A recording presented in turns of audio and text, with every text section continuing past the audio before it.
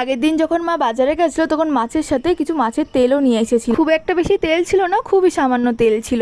আর আমাদের বাড়িতে সবাই মাছের তেল খেতে খুব ভালোবাসে, তাই ভাবলাম আজকে মাছের তেলটা ভাজা করে ফেলি আর তোমাদের সাথেও এই ভিডিওটা শেয়ার করি। মাছের তেলটা কিন্তু খুব ভালো করে ধুয়ে পরিষ্কার করে নিতে হবে, ভালো করে না ধুলে কিন্তু রান্না করার পর একদমই ভালো লাগবে না।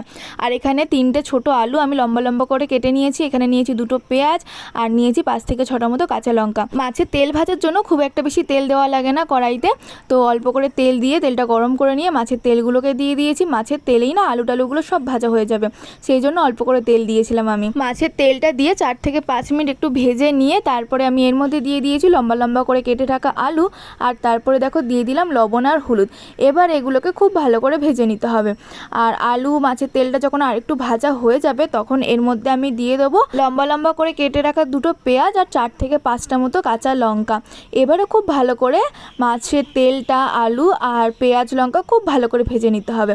তোমরা কারা কারা মাছের তেল ভাজা খেতে ভালোবাসো অবশ্যই কমেন্ট করে জানিও। আমার তো গরম ভাতের সাথে খেতে খুব ভালো লাগে। আজকে মাছের তেলটা ভাজতে ভাজতে না একজনের কথা খুব মনে পড়ছিল। আমার ছোটো মামা মাছের তেল খেতে যে কী ভালোবাসতো, সে তেল যতই তিতো হোক না কেন তবুও সে ওই মাছের তেল ভাজা দিয়ে ভাত খেয়ে নিত, এত ভালোবাসতো। আজকের ভিডিওটা ভালো লাগলে লাইক কমেন্ট আর শেয়ার করে দিও, আর যারা নতুন আছো তারা আমার চ্যানেলটা সাবস্ক্রাইব করে দিও।